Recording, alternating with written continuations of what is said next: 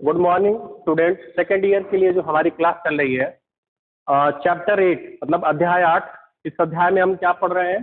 चाल एवं वेग। चाल एवं वेग में हमने आपको इससे पहले थ्योरी पढ़ाई है। आज हम इस पे जो है ऑब्जेक्टिव प्रश्न जो कि परीक्षा प्रारूपी प्रश्न है, इनको हम हल करते हैं और इनके बारे में डिटेल अध्ययन, विस्तृत अध्ययन करते हैं। तो पहला जो प्रश्न है, निम्न में से कौन सी एक सदिश राशि है?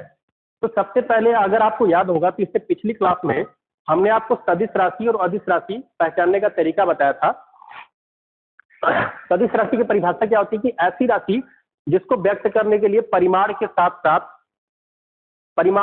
साथ दिशा की भी आवश्यकता होती है, उसको हम सदिश राशि बोलते हैं। और अदिश राशि कौन सी होती है? ऐसी राशि जिनको व्यक्त करने के लिए केवल परिमाण की जरूरत होती है, उसको हम अदिश राशि बोलते हैं। अब इस वाले विकल्प में से हमें सदिश राशि पहचानना है। तो देखिए, सदिश राशि पहचानने का एक तरीका और है। वो तरीका क्या है कि अगर मान लीजिए हमें दूरी को पता करना है कि दूरी सदिश है कि अदिश, तो हम ये मान लेते हैं कि एक वस्तु है, वो 5 किलोमीटर की दूरी तय करता है, फिर 7 किलोमीटर की दूरी तय करता है। अब पूछा जाए कि उसके वस्तु द्वारा कुल दूरी कितना होगा, तो आप क्या बता देंगे? 12 किलोमीटर। 5 और 7 कितना होता है? 12। तो इसमें जब आपने कुल दूरी बताया है, तो क्या आपने पूछा है कि वो दूरी जो चली गई है 5 किलोमीटर और फिर 7 किलोमीटर, वो किस दिशा में चली गई है? नहीं। आपने क्या किया है कि जितना भी आपको डाटा दिया गया था, आपने उसको जोड़ दिया है। तो इसका जो मैग्नीट्यूड है, मतलब उसका परिमाण सही सही आ गया और ये सही भी है। तो अगर हम किसी भी राशि के परिमाण को सीधे अगर जोड़ सकते हैं तो वो क्या होगा? अदिश राशि होगा। और किसी भी राशि के परिमाण को हम सीधे नहीं जोड़ पाएंगे, हमें दिशा की आवश्यकता पड़ेगी, तो उसको हम सदिश राशि बोलते हैं। जैसे अगर हम ये पूछे आपसे कि एक वस्तु है, उस पे 5 न्यूटन का बल, उस पे 2 बल आरोपित है, एक 5 न्यूटन का बल आरोपित है, दूसरा भी 5 न्यूटन का बल आरोपित है। तो वस्तु पे कुल कितना बल कार्यरत है? तो क्या आप बता सकते हो कि उस पर कुल कितना बल कार्यरत है? आप कहेंगे कि 10 न्यूटन। तो आपका उत्तर गलत भी हो सकता है। कारण ये है कि मान लीजिए कि एक वस्तु ये है, ये वस्तु है, ब्लॉक है, इस पे 5 न्यूटन का हमने 2 बल बताया है कि 2 बल कार्यरत है, एक 5 न्यूटन का है और एक 5 न्यूटन का है। तो अगर ये दोनों बल विपरीत दिशा में होंगे, तब तो इसका जो परिमाण आएगा वो तो 0 न्यूटन का हो जाएगा। ठीक है, तो इसमें हम आपको दिशा बता रहे हैं ना कि दोनों जो है विपरीत है, तब इसका मतलब कि एक जिस दिशा में कार्यरत है, उसके विपरीत दिशा में दूसरा बल कार्यरत है। तब तो यहाँ पे आपका जो परिमाण कितना आ गया? 0 आ गया। इसका मतलब आप इसको सीधे सीधे नहीं जोड़ पा रहे हैं। सदिश राशियों को अगर उनका परिमाण निकालना होता है तो वेक्टर का नियम का पालन करना होता है। तो यहाँ पे परिमाण बल कितना आ गया? 0 न्यूटन आ गया। या हो सकता था, यह भी हो सकता था कि दोनों बल एक ही दिशा में काम करते तो 10 न्यूटन हो जाता। या ये भी हो सकता था कि एक बल 5 न्यूटन का इधर है और दूसरा बल जो है 5 न्यूटन का इधर है, तब कितना हो जाता? तब आप इसमें जो है ट्राइंगल का नियम लगाकर इसका निकालते। तो इसका मतलब ये है कि जो सदिश राशियां होंगी, अगर उनके 2 परिमाण दिए गए हैं तो आप उनको सीधे सीधे नहीं जोड़ पाएंगे, आपको दिशा की भी जरूरत पड़ेगी। तो देखिए, दूरी अगर किसी वस्तु द्वारा 5 किलोमीटर की दूरी चली गई है, फिर 5 किलोमीटर की दूरी चली गई है, तो अगर पूछा जाए कि अब उसका परिमाण कितना है, तो आप क्या बताएंगे? 10 किलोमीटर। तो इसका मतलब कि इसमें दिशा की जरूरत नहीं पड़ी है ना, तो ये क्या हो गया? अदिश राशि हो गया। तो दूरी कैसी राशि है? अदिश राशि है। लेकिन हमें इस प्रश्न में वो उत्तर चयन करना है जो सदिश राशि हो। अब अगर समय का पूछा जाए तो समय कैसा राशि है? समय भी अदिश राशि है। जैसे अगर कहा जाए कि एक वस्तु ने पहले 5 सेकंड यात्रा की और फिर 5 सेकंड यात्रा की, तो कुल उसके द्वारा मतलब कुल परिमाण समय का कितना होगा? तो 10 सेकंड होगा। तो समय को भी हम सीधे सीधे जोड़ देते हैं, इसमें भी वेक्टर के नियम का पालन नहीं करते हैं। 2 समय अगर होते हैं तो उनको हम सीधे सीधे जोड़ देते हैं और समय कभी माइनस में होता नहीं है। और सदिश राशियों में जो दिशा विपरीत होती है उसको हम माइनस में व्यक्त करते हैं, एक बात ये भी होती है। और दूरी भी कभी माइनस में नहीं होता है। तो एक आपका हिंट ये भी है कि जो अदिश राशियां होती हैं उनमें कोई भी मान माइनस में नहीं होगा। ठीक है, तो समय भी कैसा हो गया? आपका अदिश हो गया। ये भी उत्तर नहीं हुआ। लेकिन वेग, अगर वेग का मतलब क्या होता है कि परिभाषा बताया गया था कि विस्थापन की दर को हम क्या बोलते हैं? वेग बोलते हैं। इससे पहले हम आपको क्षेत्रफल पे चर्चा कर, क्षेत्रफल पे जो है डिस्कशन कर चाहते हैं। अब मान लीजिए कि अगर कहा जाए कि मेरे पास 5 वर्ग मीटर और 5 वर्ग मीटर की भूमि है, तो मेरे पास कुल कितनी भूमि है? तो 10 वर्ग मीटर हो जाएगा। क्षेत्रफल क्या हो जाएगा? सीधे सीधे जुड़ जाएगा।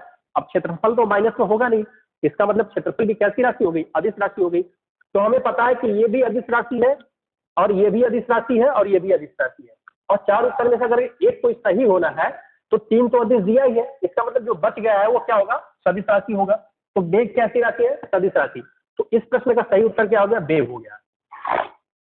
वैसे भी अगर कहा जाए कि किसी वस्तु का बेग जो है 5 किलोमीटर प्रति घंटा था, फिर जो है 5 किलोमीटर प्रति घंटा है, तो आप बताइए कि उसका रिजल्टेंट बेग कितना है? तो आप कहेंगे कि इसका उत्तर देने के लिए हमें दिशा बताइए कि जो दोनों उसका बेग है वो एक ही दिशा में है या अन्य दिशा में है। इसका मतलब कि इसका परिमाण बताने के लिए आपको दिशा की आवश्यकता पड़ रही है, तो दिशा की आवश्यकता जब पड़ रही है तो इसका मतलब ये क्या हो गया? सदिश राशि हो गया। बस इतनी सी बात है। अगला जो आपका प्रश्न है कि बेग परिवर्तन की दर को क्या कहते हैं? तो देखिए, जब बेग में परिवर्तन होता है तो इसके हम दर को क्या बोलते हैं? त्वरण बोलते हैं। जैसे अगर आप बाइक चला रहे हैं और मान लीजिए आपकी जो है गति है 5 किलोमीटर प्रति घंटा है, और फिर आपकी गति क्या हो गई? 10 किलोमीटर प्रति घंटा हो गई। इसका मतलब आपका बेग क्या हो रहा है? परिवर्तित हो रहा है। तो ये जो बेग परिवर्तित हो रहा है वो किस कारण से परिवर्तित हो रहा है? एक्सीलरेटर के कारण से हो रहा है। तो एक्सीलरेटर को ही हम क्या बोलते हैं? त्वरण बोलते हैं। तो इसका मतलब बेग परिवर्तन की दर को हम क्या बोलते हैं? त्वरण बोलते हैं। तो इस प्रश्न का सही उत्तर क्या हो जाएगा? त्वरण हो जाएगा। अब जैसे कि चाल है, तो बेग और चाल एक ही चीज को लगभग प्रदर्शित करते हैं, बस अंतर ये आ जाता है कि बेग जो है सदिश राशि होता है और चाल अदिश राशि होता है। विस्थापन क्या होता है? किसी भी वस्तु की स्थिति के जो परिवर्तन होता है, स्थिति में जो परिवर्तन होता है उसको विस्थापन बोलते हैं। कि अगर कोई वस्तु ए पोजीशन पे है और फिर वो कुछ समय बाद बी पोजीशन पे चली गई, तो ए से बी तक उसका डिस्प्लेसमेंट, मतलब वो कितनी दूरी तक गया है सीधी रेखा में, सरल रेखा में, यही क्या होता है? विस्थापन होता है। तो आपका जो है इस प्रश्न का अगर उत्तर देखा जाए तो चाल हो नहीं रहा है, विस्थापन भी नहीं होगा उत्तर, और आपका जो है त्वरण जो है सही उत्तर है। इसमें से एक विकल्प आपका कोई नहीं भी है, तो अगर तीनों उत्तर गलत हो जाते तो आपका सही उत्तर क्या होता? चौथा उत्तर सही होता, मतलब डी विकल्प सही होता। इनमें से कोई नहीं। ये तभी सही होगा जब तीनों आपके विकल्प क्या हो जाएंगे? गलत हो जाएंगे। लेकिन आपका पहला ही विकल्प सही है, तो बाकी विकल्पों के बारे में आपको जो है देखने की जरूरत भी नहीं है। अगला जो प्रश्न है, किसी गतिमान कण के लिए विस्थापन का दूरी से अनुपात क्या होता है?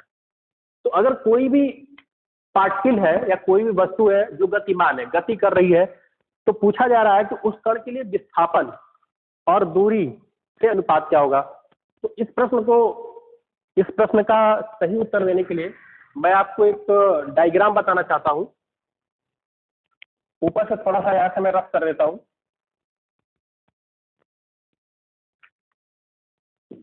देखिए, विस्थापन क्या होता है? किसी भी दो, अगर ये कोई पॉइंट है, एक बिंदु है ए और एक बिंदु है बी, और यहाँ पे कोई पार्टिकल है, मतलब गतिमान कण कहाँ पे है? यहाँ पे है, और गतिमान कण कुछ समय बाद बी बिंदु पे पहुंच जा रहा है। तो ए से बी तक जाने के लिए इसके पास कई रास्ते हैं। हो सकता है कि जो पार्टिकल है पहले ऐसे गया होगा, फिर ऐसे गया होगा और फिर ऐसे आया होगा। ठीक है, तो मान लीजिए कि 2 किलोमीटर चला है और फिर ये 5 किलोमीटर चला है और फिर ये 2 किलोमीटर चला है। तो जो भी गतिमान कण है ए से बी तक जाने में अगर पूछा जाए कि विस्थापन कितना हो रहा है, तो आप देखिए विस्थापन क्या होता है? ए से बी तक जो सीधी रेखा का दूरी होता है वही विस्थापन कहलाता है। तो ए से बी तक सीधी रेखा का दूरी क्या हो जाएगा? 5 किलोमीटर, क्योंकि यहाँ पे आपको एक आयत बनता हुआ दिख रहा है। तो ये अगर 5 है तो ये भी 5 होगा।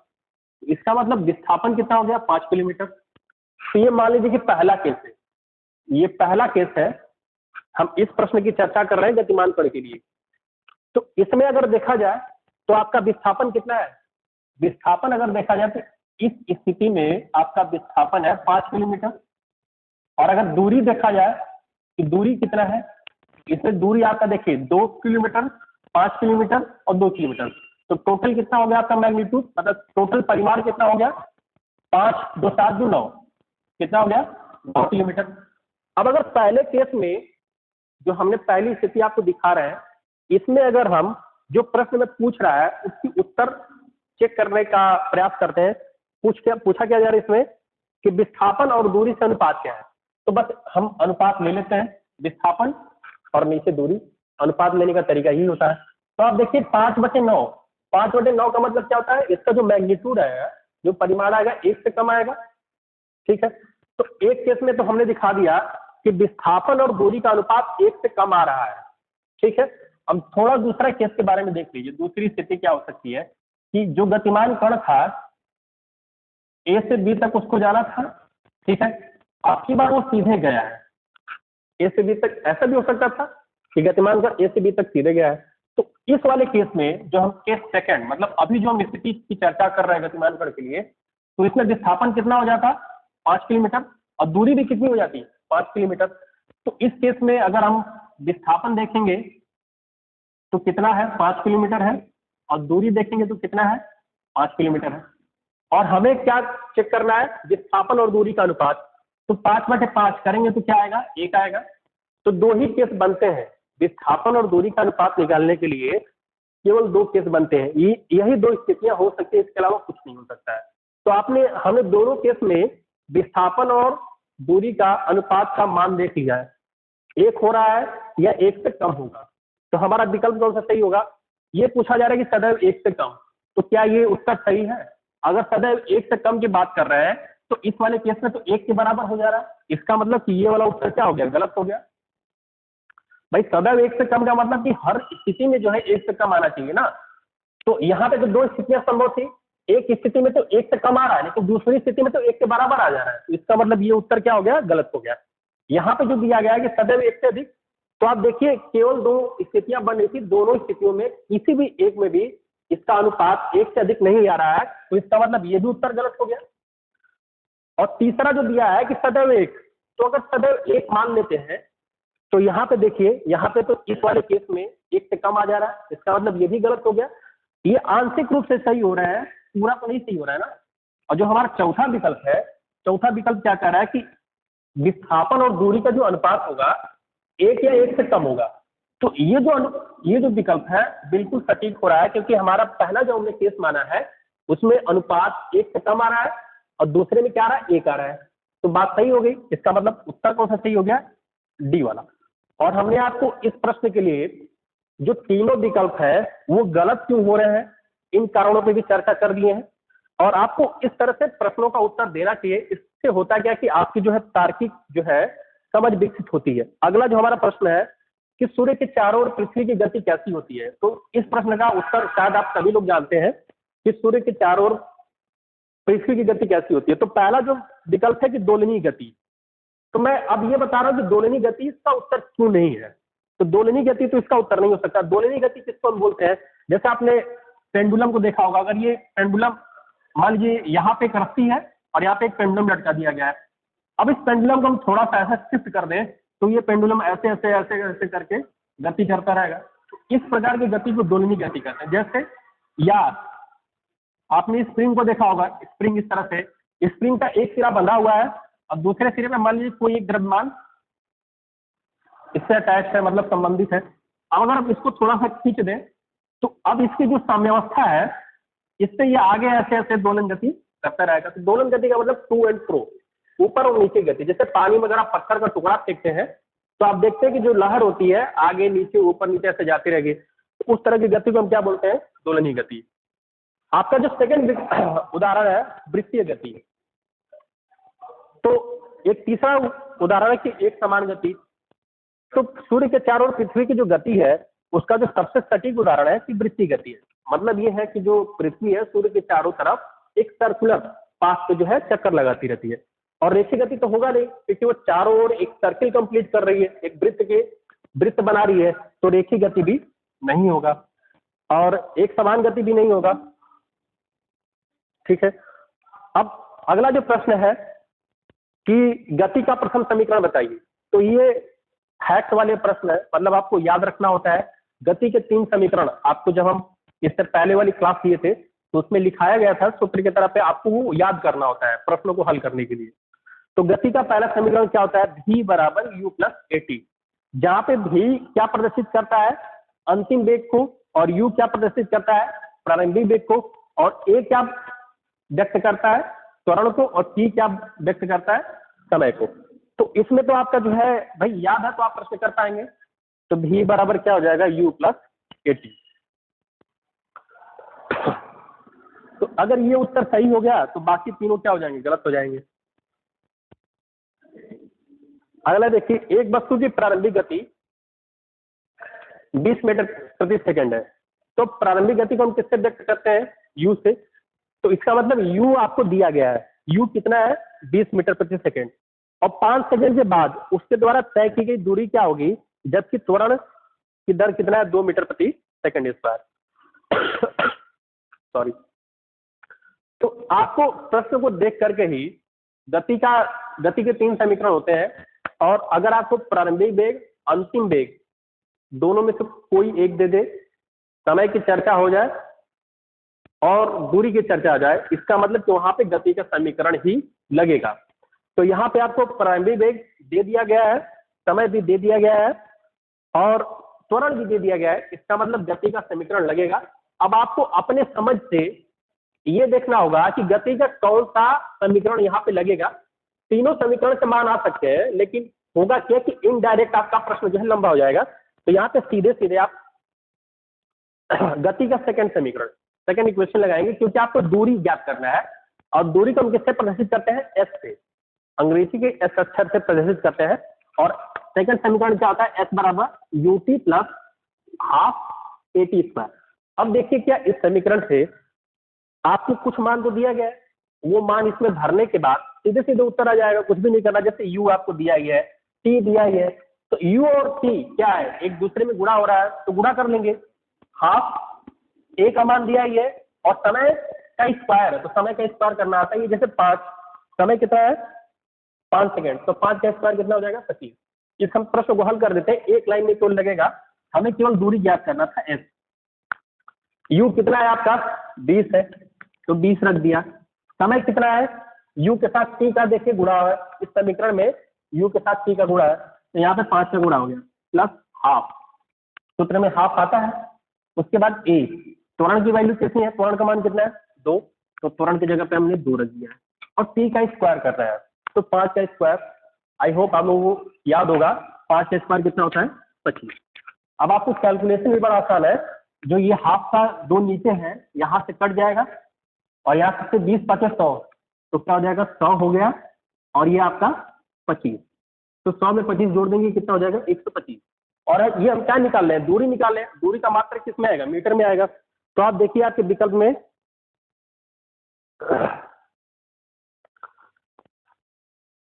5 सेकंड बाद, इसमें आप थोड़ा सा ध्यान दीजिएगा, एक वस्तु की प्रारंभिक गति 20 मीटर प्रति सेकंड है, और 5 सेकंड बाद उसके द्वारा तय की गई दूरी क्या होगी, जबकि त्वरण 2 मीटर प्रति सेकंड स्क्वायर है। तो 20 5 100 हो जाएगा, हाफ ए का मान आपका 2 ही है, और टी का मान जो है हो जाएगा 5 का स्क्वायर, तो ये 25 हो जाएगा। ठीक है, तो इसका सही उत्तर 125 ही होगा। विकल्प में मुझे लगता है कि हमने गलती कर दिया होगा, या इसका विकल्प इस तरह से दिया होगा। आप बिल्कुल घबराइए मत, ये जो प्रश्न बिल्कुल सही है। एक बार मैं फिर से करके दिखा देता हूँ, जो गिवन डाटा है, मतलब जो आपको आंकड़े दिए गए हैं। तो सेकंड इक्वेशन क्या बोलता है गति का, आपको दूरी निकालना है, एस बराबर U T plus half A T square. कुछ भी नहीं करना है, इसमें आपको केवल मान भरना है। यू का मान कितना है 20 रख दिया, टी का मान कितना है 5 रख दिया, प्लस हाफ, एक्सेलरेशन कितना दिया गया 2, तो एक जगह पे क्या रखेंगे 2 रखेंगे, और फिर टी का स्क्वायर करना होता है। तो टी दिया कितना गया है 5 दिया गया, तो 5 का स्क्वायर करेंगे तो क्या होगा 25 होगा।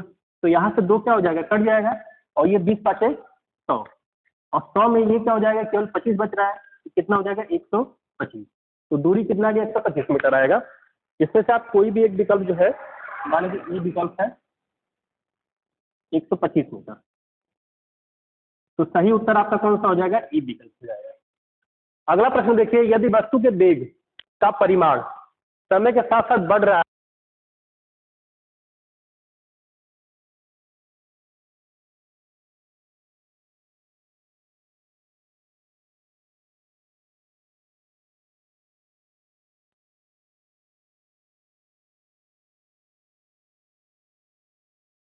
आपके वेग को बढ़ाता है। जैसे आप बाइक में एक्सेलरेशन लेते हैं, त्वरण लेते हैं, यदि वस्तु के वेग का परिमाण